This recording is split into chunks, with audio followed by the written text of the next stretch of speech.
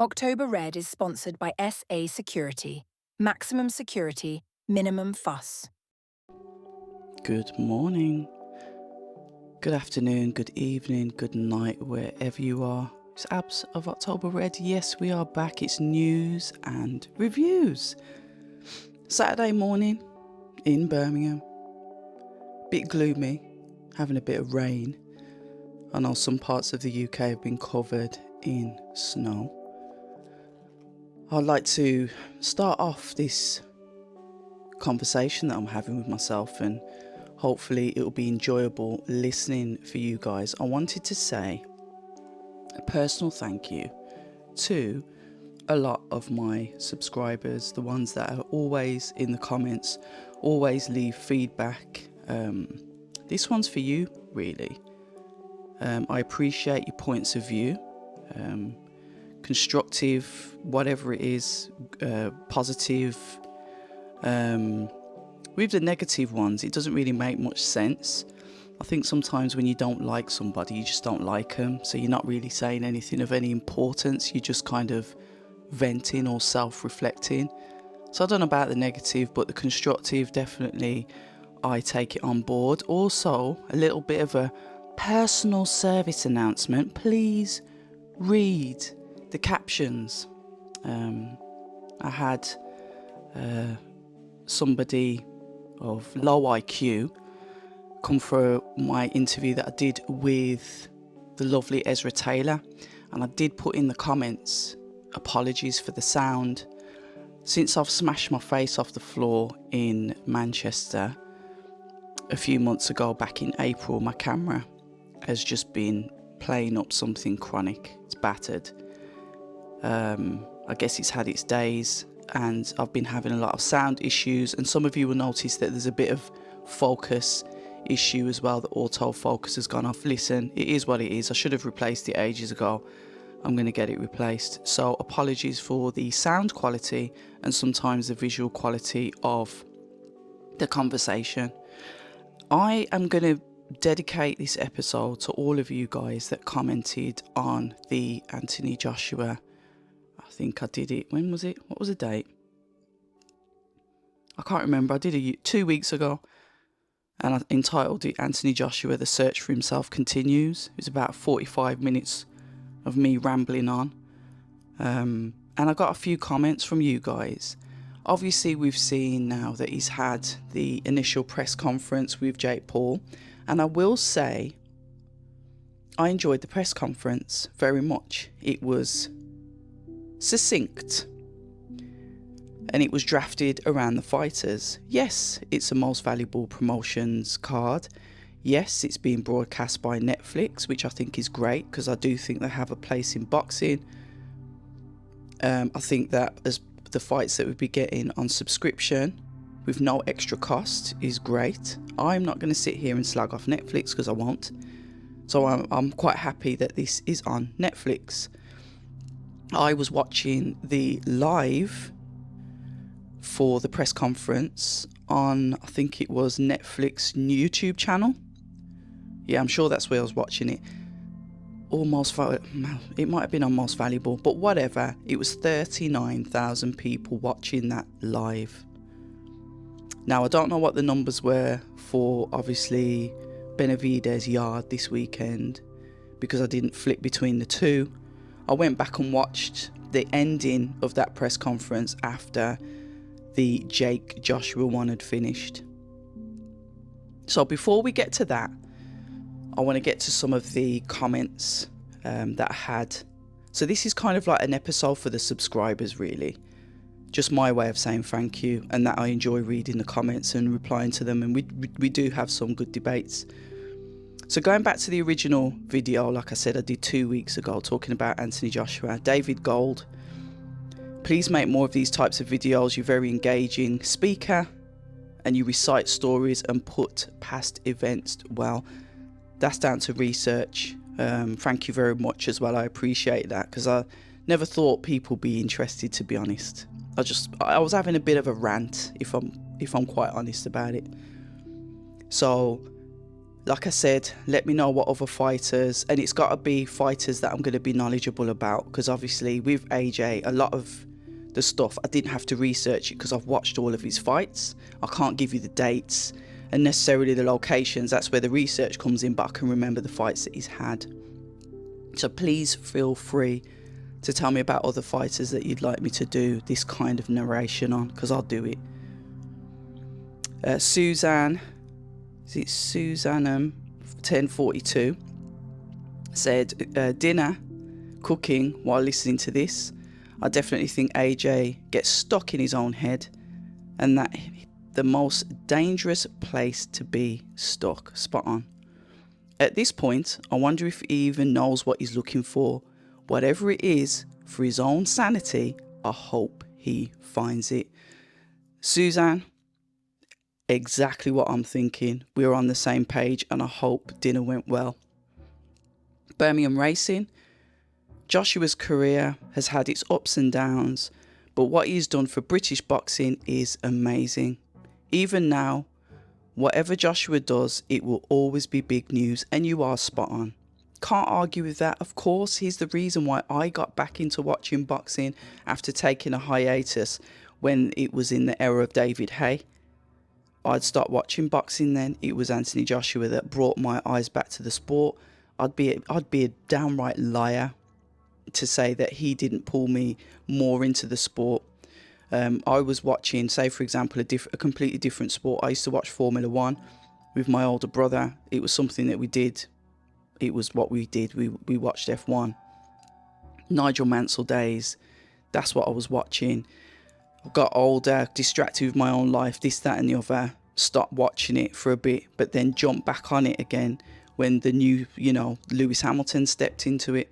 And it's like, okay, so you have these figures that will draw your eyes towards the sport, and then you start, one for a better word, religiously watching the sport. So yes, nobody can ever discredit what he has done in conjunction with Eddie Hearn. You've got to give him his flowers as well for British boxing. They were a fantastic, well they are, sorry, that can't say they were. It's not demolished yet, is it? They are a fantastic duo that worked really well. 68DG says AJ has taken the public's criticism to heart. He's nothing to prove, but he's searching for validation from people who shouldn't matter. I wish him well. And that is a really good comment as well. When look, you've got to remember, my opinion is always from my perspective and is not the truth. Only Anthony Joshua knows the truth. All of us, we sit here and we have our opinions. We have our opinions on lots of things. It helps us make decisions in life. It helps us calculate risks. Sometimes we could be overly cautious, whatever. You know how human psychology works. So I'm never like sitting here saying, I'm right, I'm definitely right, and Anthony Joshua, blah, blah. I'm just giving you my opinion. And based on that comment, I always think if it was me that was in his position, this crowd, this British crowd, has been the crowd that have exalted him, put him on a pedestal, always seemed to want him to do well. But you will always have those people that are pretending to support you. No doubt you've got them in your life. I know I've got them in mine.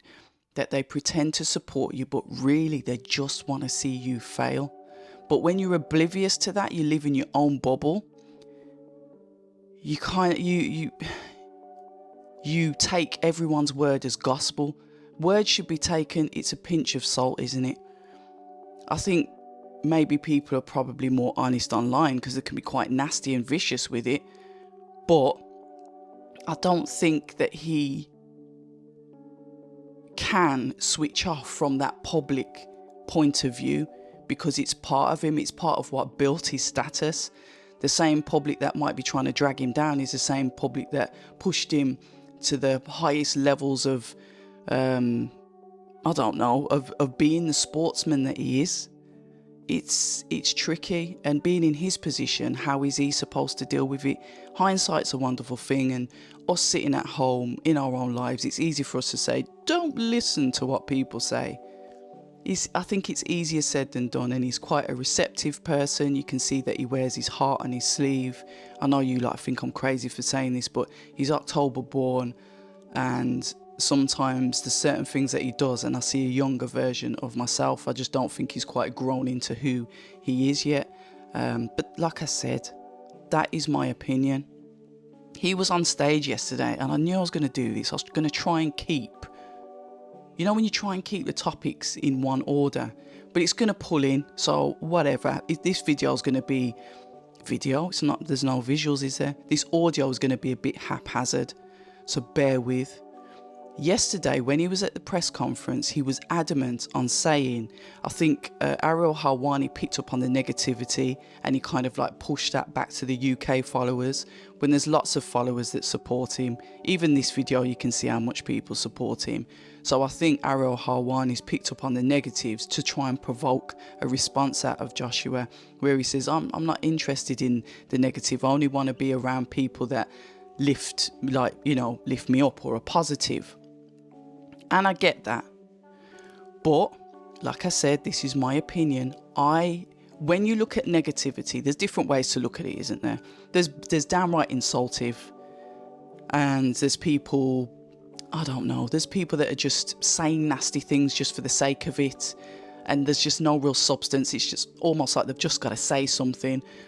Or there's a constructive that may come across as abrupt because the way that, typing, words on paper that can look like they're quite rude, when really there might have been, it's the tone, isn't it? It's the tone of the actual message that goes across. But he did say, and it did make me think, is that why you're surrounded by people that only tell you yes? Is that why you're only surrounded by those people that will always exalt you and not necessarily say, oi, what are you doing? X, Y, and Z. Yeah? That's a dangerous position to be in. I've got a people around me that will either say, yeah, spot on. Yeah, that's all right. But I've also got those same people that will say, oi. And it's the same people that are able to wear two hats. Tell me if I'm right, tell me if I'm wrong, tell me if I'm getting above myself, tell me if I'm being too harsh. I have that around me and I need that. Fair enough if it's outside people that don't know me personally, that saying, if you don't know them personally, you can't take it personal. I get that. But I'm talking about who he's got around him.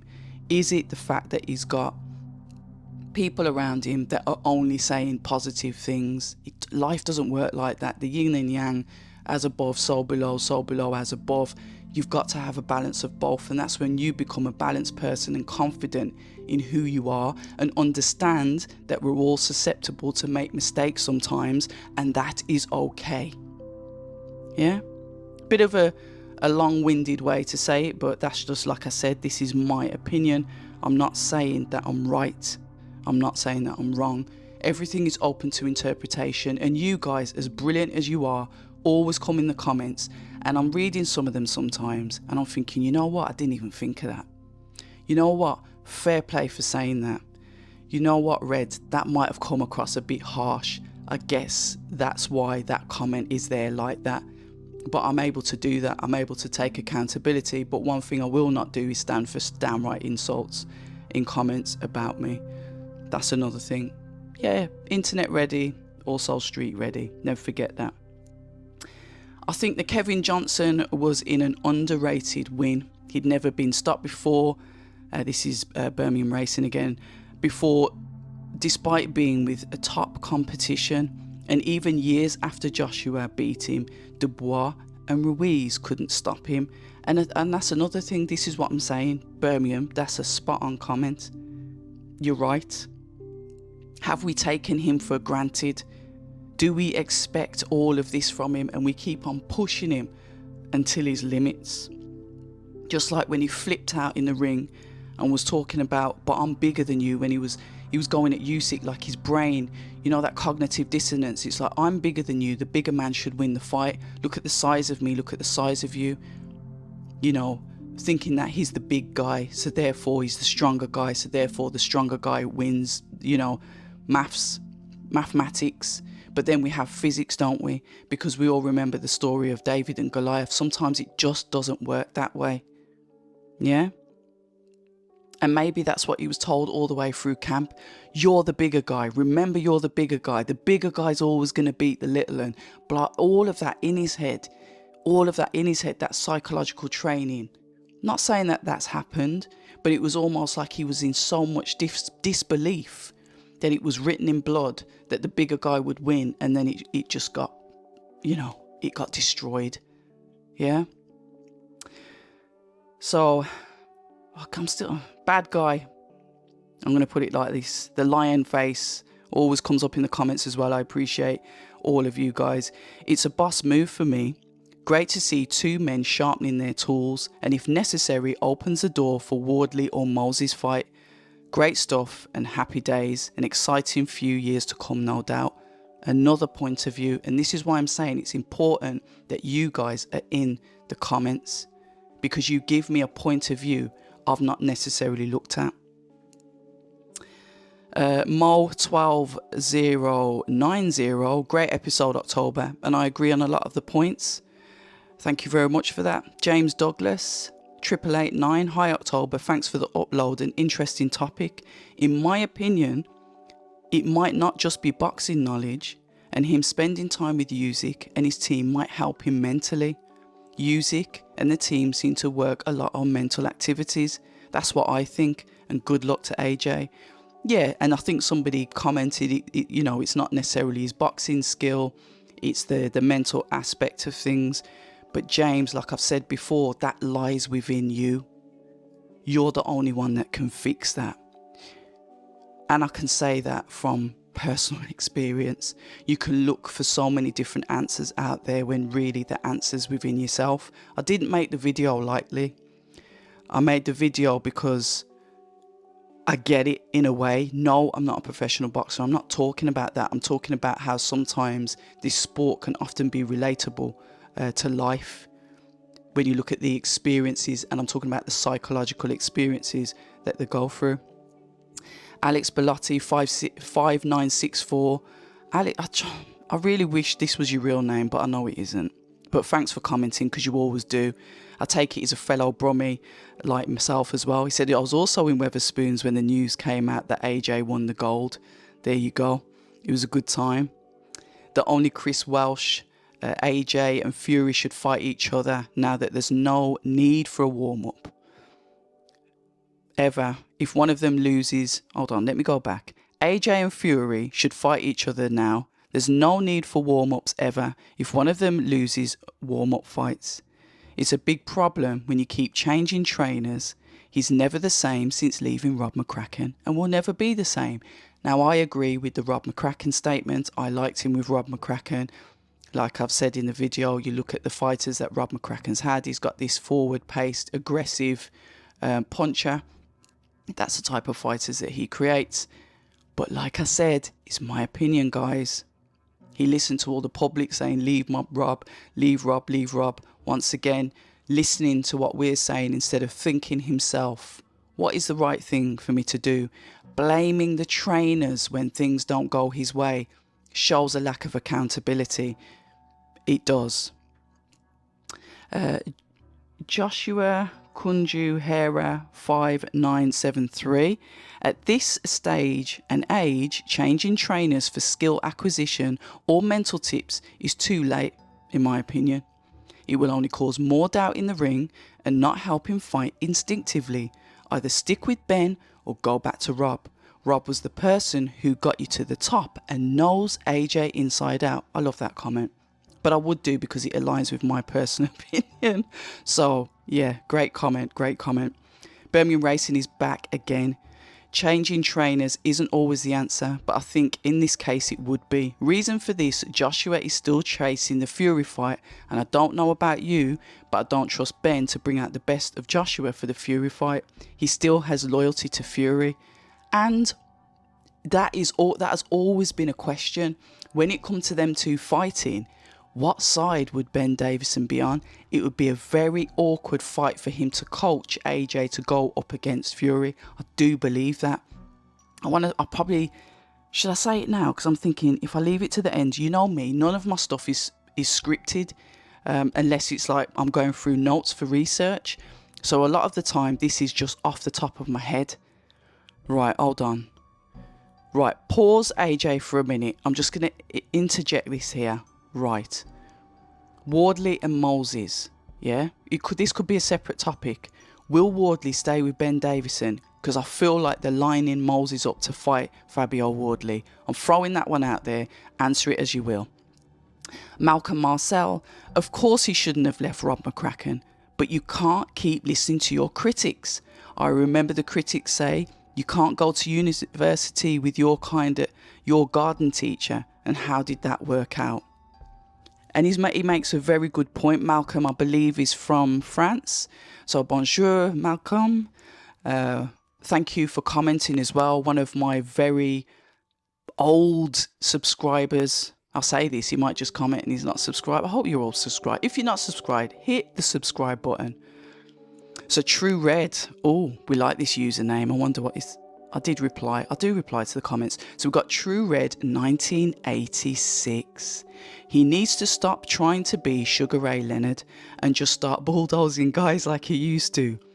Guy had a fighting style that worked but abandoned it because of one defeat. One defeat by a lucky temple shot that sent him spiraling. It's crazy how you ditch a method that's worked a million times before. The Ruiz fight was an anomaly at that point. It wasn't going to happen again, but he let it get into his head, and I think it would. Lost complete faith in something that had worked for him. That is a brilliant comment. True Red. I think it's because you got red in your name.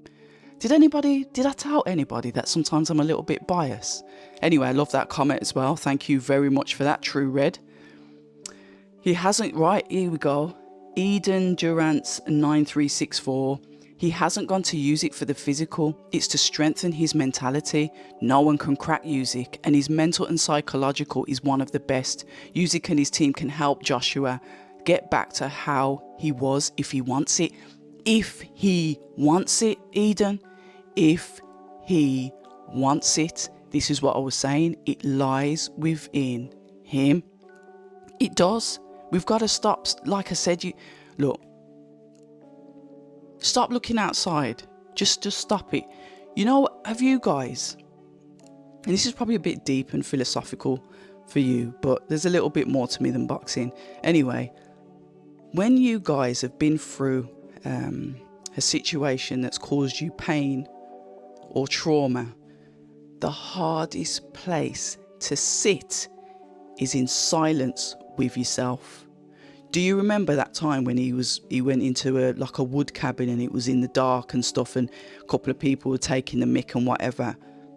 The reason why he was doing that is because he was trying to face his demons. The hardest place to sit is with yourself in silence.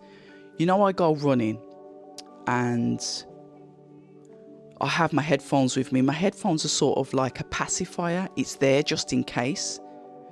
But when I'm running, I'm not listening to anything. Sometimes, no, I tell a lie. Sometimes I'll have a podcast on, or I'll listen to boxing beats and rhymes, or I'll listen to Bass the Kid. There's certain things that I listen to while I'm running because it has that half an hour, 40 minutes duration. So it's just one straight listen. But the majority of the time, I don't listen to anything because I have to get into my own head, in my own thoughts, and work out things that I need to work out without going into too much detail. It's so hard to be alone in your own thoughts. So just like that comment said, if he wants it, he has to want it, guys. So we fast forward then and we go to the press conference yesterday is with Jake Paul. I enjoyed the press conference. Like I said, I'm happy that Netflix are in boxing. Got no problems with that whatsoever.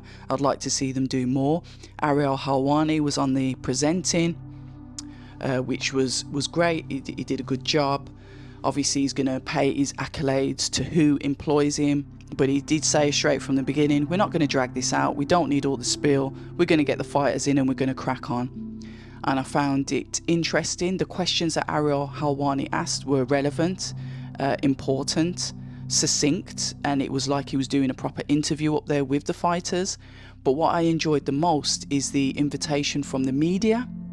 So it's just the two fighters up there if you haven't watched it, and the invitations from the media to ask those unrehearsed, sometimes potentially difficult questions to both of the guys up there. Don't get me wrong, they were tame, but they were still given that opportunity to have that like one-to-one, asking the one or two questions, which we usually get at post-fight pressers sometimes. But I found it interesting, and we got to learn a lot. I learned that Anthony Joshua likes to be around people that like to give him positive vibes, and I get it. You're not going to want to be around a negative Nancy that's always putting you down or whatever. But I'm one of these that advocates for balance. You have to have equal amount both sides. I'm not saying that you have a Judas, keyword Judas, in your camp that doesn't want to see you do well, and is always negative about stuff. I'm not saying that, but I'm saying that you need friends that really genuinely care about you, you know, that real genuine support, that are able to pull you up if you're wrong, and give you that crutch when you need it, and also, you know, give you that credit and that praise when you need it.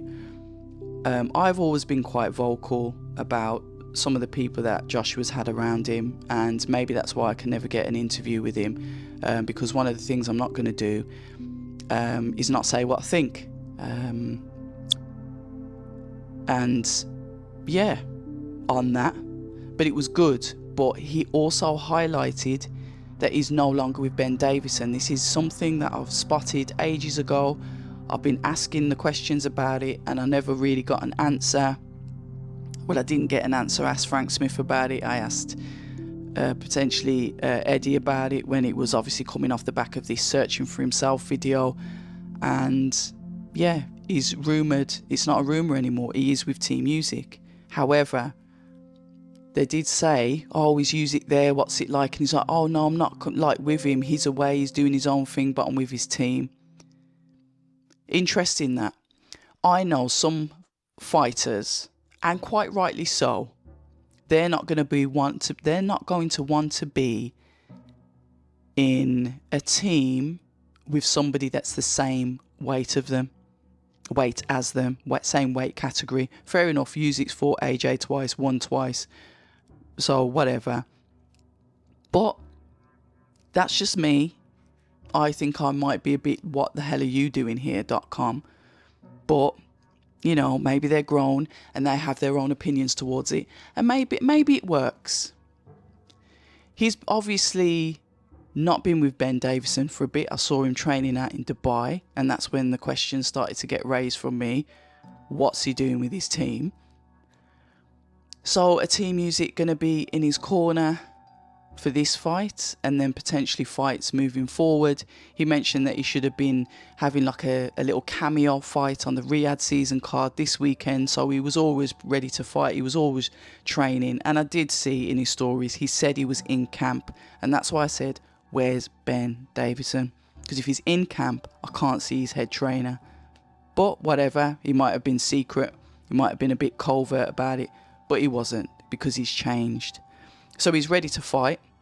So albeit this fight seems like it's last minute, it's kind of not, because he was training for somebody else, somebody that I believe was in Jake Paul's camp anyway, and has got an injured knee. I can't remember his name. It sounds something like Casado or Cascade. I can't remember. You guys put me correct in the comments. So here he is with this fight. So he has this fight, 8 rounds, larger gloves, still 3-minute rounds. Whatever, the fight is whatever. He's getting paid a lot of money for the fight. I can't diss whatever I think about the fight, whatever I think about his legacy. That's irrelevant. That's neither here nor there. That's down to him. He's collecting change. I don't benefit off getting any money, no money. I don't benefit. So good for him, whatever he wants to do. And Jake Paul is quite funny, and I don't mind him in boxing. That's just my opinion. When I went to see a press conference with him and Amanda Serrano when she was having a Katie Taylor fight, and they did the UK tour, Jake Paul gave me an interview. Didn't know who I was. Obviously, I'm still a relatively small channel. And he gave me an interview. Nikisa said, no, you can have the interview, you know, and things like that I don't forget, because there was a lot of other people there that he could have jumped on straight away, and he didn't. He came to little old me. So things like that will make me look at you different. And Jake Paul, I thought he was going to do some crazy trolling, because he has on his social media, but he hasn't at this press conference. But let's see what happens to the week of the fight. So this AJ seems happy, confident and relaxed, and maybe because he just didn't feel like he had the pressures of being at a press conference at home. Maybe he just felt more comfortable in his skin. He was there with Frank Smith. Obviously Eddie's over in Riyadh, and I did notice that he made sure he turned his shoulder out where you could see the Riyadh badge on his t-shirt, just to advertise, throw that in there, that he is potentially sponsored by Riyadh Season as well. So that was a nice little cheeky little touch from AJ, which was obvious to those that would know what he was doing. Great stuff. So let's see what happens with that. So let me have a look at the comments, because I put that up on my YouTube community post. And like I said, guys, this episode is all about you. Iron Warrior said, doesn't need a training camp to fight a YouTuber. Interesting, that one. Good to see you, Iron Warrior. SWJ put the upside down smiley face. Life is blessed 4802. Good to see you. AJ trying to be something he's not. He needs help, and money can't buy it. If you said 9864 says, yeah, I knew from the Lady Shan interview that he was definitely leaving him or had already left. And this is a bit of a gem of an interview that's clearly gone under the radar, because I didn't even know it had been done. So if you're here, please feel free to post Lady Shan's interview in the comments under this video, so other people can go out and watch it, and she can get the credit she deserves for getting him on the channel. Because trust me, I've tried to get him on mine and he hasn't. So fair play to Lady Shan. I think we need to see these new trainers, as him rebuilding himself mentally is more than anything in the ring. Spot on. He's not going to change his fighting style at this point in his career. I also agree that. Ben Davison, in my opinion, has always been overrated. Italma will currently thrive with any trainer. He's just talented. And Wardley against Honey was the fraud check for me. He took so much punishment, and Ben Davison's tried to act that was the game plan. Lol. Interesting point that. Weighed in on that comment. And if he sees one of them that will put, if he sees Chris Welsh, they'll put a load of detailed comments in as well, which I do like reading.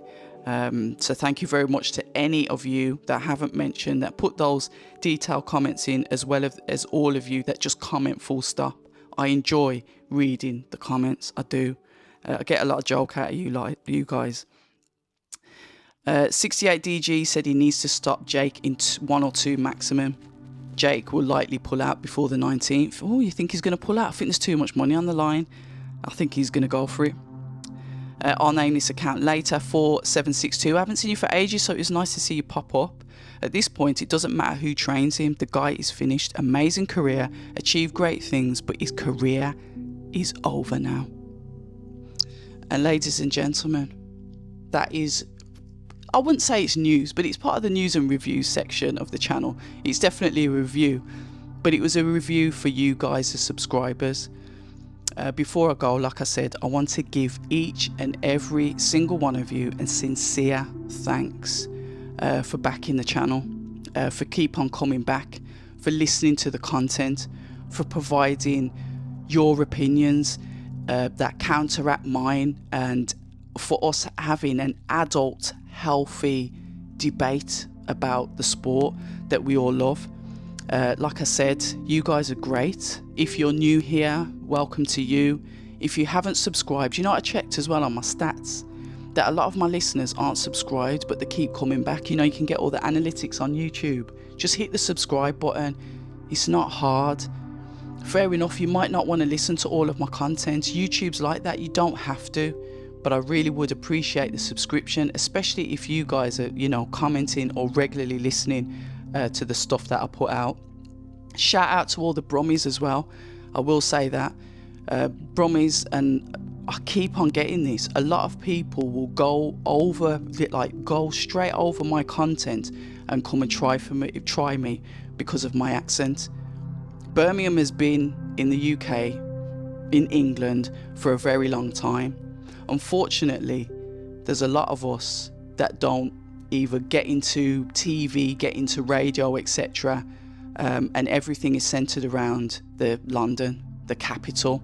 So when people hear an accent that doesn't sound like theirs or sound like something that they're used to listening to on the television, it always gets bad feedback. So what I want to do is say a personal thank you for those of you that deem the Brummie accent as terrible, but you still come back and listen anyway, because I'm not going anywhere. The only thing that will take me out of the sport is death when it's my turn to drop off the conveyor belt.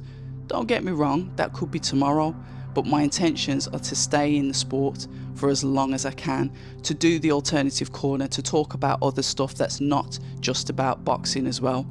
So I'm here to stay. So it's great because you don't have to listen to me. You really don't. But for those of you that do, I appreciate you. And on that note, I'm going to say adios. Shout out to the sponsors, SA UK, Maximum Security, Minimum Fuss. Next week we have a week of boxing. We've got a mixture of Derby and Birmingham. So yeah, busy week next week. And on that note, I think I'm going to say, yeah, stay ready. October Red is sponsored by SA Security. Maximum security, minimum fuss.